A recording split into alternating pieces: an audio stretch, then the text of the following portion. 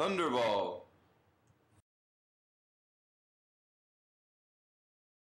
We open with the initials JB on a coffin, suggesting that James Bond is dead. You might remember a similar deception in the opening of From Russia with Love.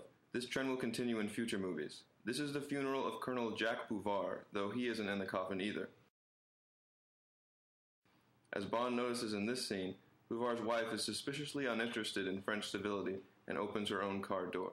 Bond proceeds to expose her as Bouvard in disguise, via the incautious procedure of punching her in the face. The Colonel fights pretty well in heels, but Bond chokes him to death.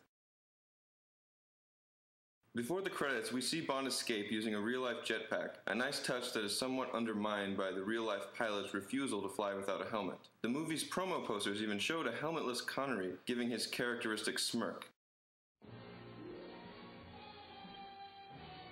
The original Thunderball song for the credit sequence, which can be found online, was by Johnny Cash, but they replaced it with a different song by Tom Jones.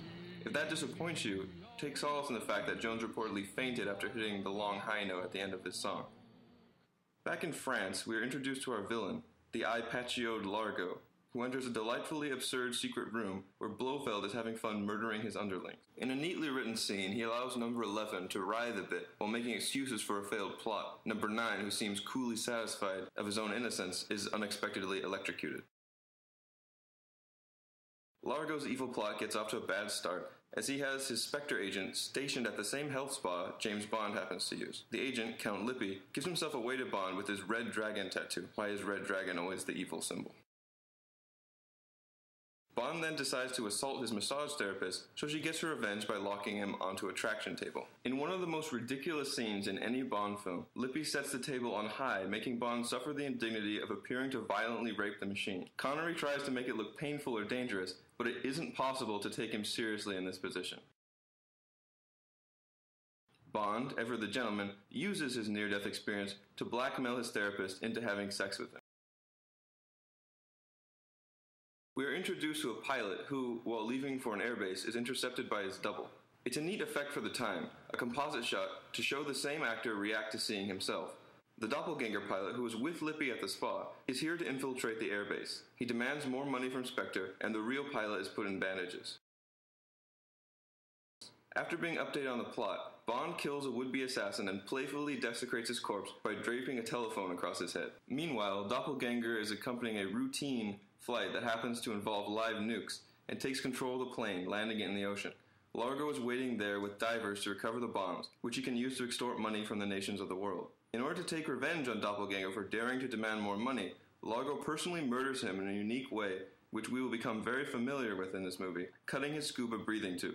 The usual briefing with Moneypenny and M is postponed in order to call a meeting of all the double O's. This scene gives the plot a sense of scope and urgency. The threat of nuclear destruction has all the Secret Service agents on the case. The envelopes in this scene are labeled with the initials of On Her Majesty's Secret Service, which might have been a nice touch of far foreshadowing if the movie of that name hadn't been awful. Bond informs M of the impossible coincidence that has been the plot so far, and he gets assigned to the only relevant part of the investigation, Largo. Bond catches up to Largo in Nassau, introduces himself in that famous way, and politely threatens Largo by telling him in a way that the spectators won't understand that he knows all about his plans.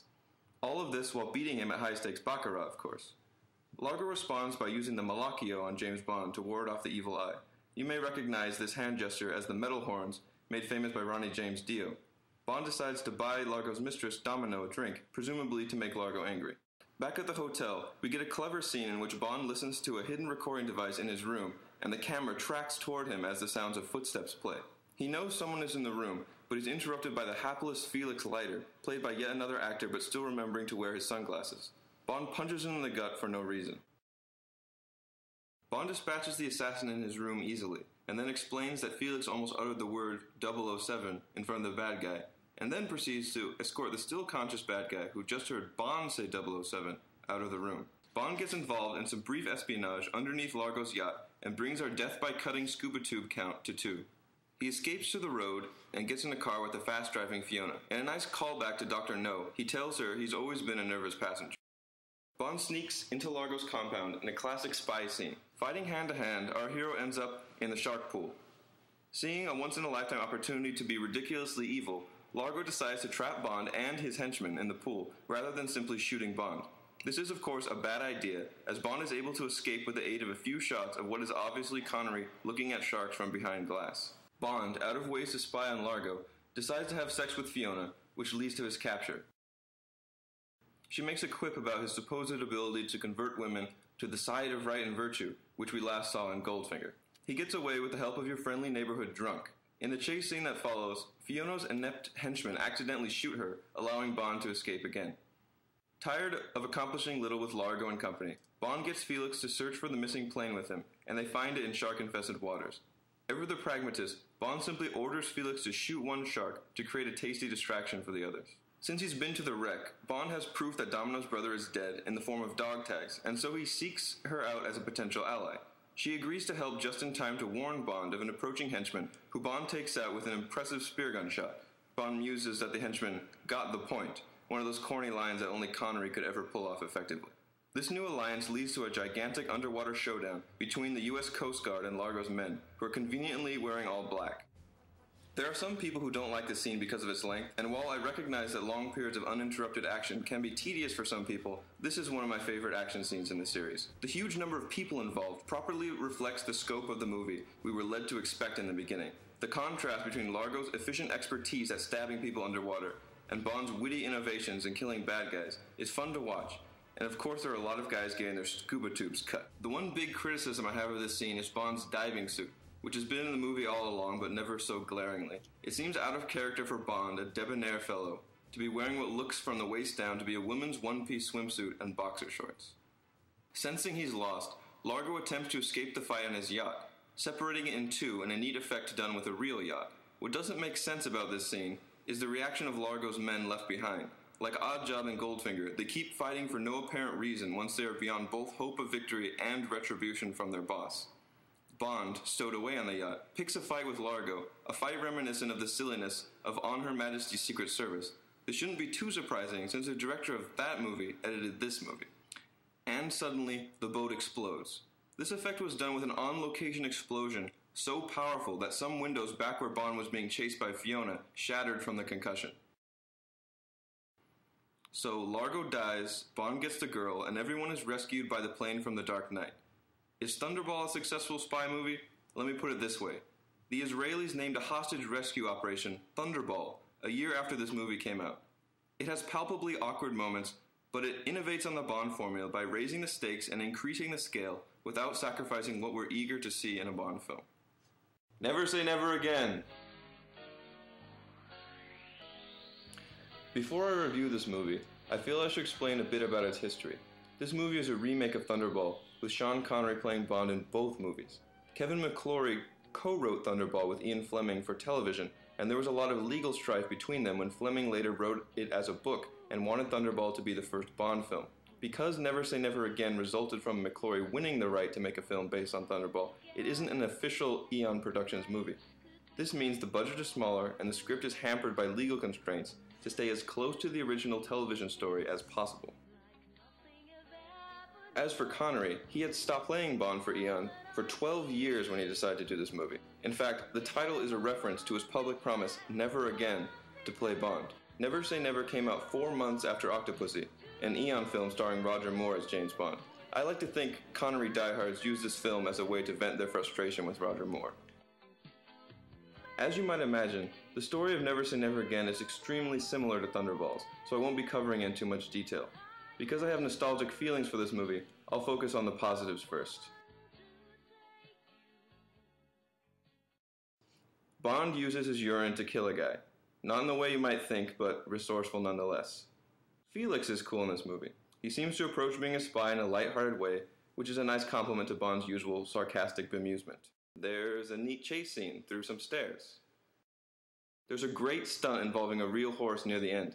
As the pool of possible movie stunts involving animals shrinks due to animal rights reasons, it's nice to know that some movies took full advantage when they had the chance. Unfortunately, if you happen to live in the UK, this scene was cut from the DVD release. Largo is the best part of this movie. He's written and acted much more realistically than your typical Bond villain. His megalomaniacal insanity isn't just taken for granted, it's a natural outgrowth of his obsessive need for control in his personal life. He spies on his own girlfriend whenever she's near another man, and he tries to impress everyone by humiliating Bond at a video game, a game Largo is an expert in and Bond has never seen before. Largo brings a petty anger to every aspect of his life, and so it's believable for once that he would establish elaborate revenges for Bond and Domino rather than simply killing them. Largo doesn't have that classic detached evil contempt, but he's just the kind of asshole you love to hate. And so we're left with the negatives. The main problem with this movie is its inability to decide whether Bond is old or not. We get a few hints that the plot will revolve around Bond proving he still got it despite his age, a sort of spy Wrath of Khan. Bond makes a few quips in the health club about his age, and M is set up as the young guy who doesn't understand the old way spies used to operate and lectures Bond on his diet. But the basic plot elements have nothing to do with this premise. Bond is doing the same sort of things to save the day that he would have done in the previous Connery film. You can blame the legal requirements to stick to the Thunderball plot for this, but why tease us by hinting at a different plot? This movie's confusion is summarized well by this theatrical poster, which shows Connery without the gray hair he has in the movie. Is he older, or isn't he? There are a lot of minor problems with the film as well. Fatima, the Fiona stand-in for this movie, kills a hapless conspirator by throwing a snake into his car, which causes him to crash. Then she recovers her snake, which is unharmed by the crash for some reason, and blows up the car. We will never see the snake again. Why not just throw the bomb into his car? When Fatima captures Bond, she suddenly reveals herself as completely obsessed with Bond for no reason. What follows is a ridiculous setup for Bond to kill Fiona with his rocket pen. Strangely, Barbara Carrera's depiction of Fatima going from zero to crazy in 60 seconds got her a Golden Globe nomination. Stranger still, Felix shows up saying he was watching Bond and Fatima the whole time. Based on what we saw in the scene, this means he allowed her to come within a fraction of a second of killing Bond. Domino is a bit disappointing in this movie. In Thunderball, she seemed like an insider in Largo's operation that Bond needed help from. Here, she's just Largo's long-suffering girlfriend. We see Connery in hillbilly getup. Were they trying to top the short shorts from Thunderball?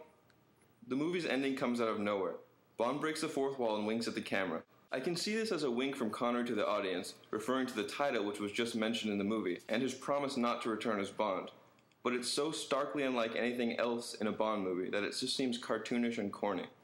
In the final analysis, the bad outweighs the good in this movie, and in the inevitable comparison with Thunderball, Never Say Never Again is left coming up short. It's worth watching if you're a Bond fan, especially if you're a Connery fan, but if you have a more casual interest, it isn't the best Bond film, the best Connery film, or even the best Connery film based on Thunderball.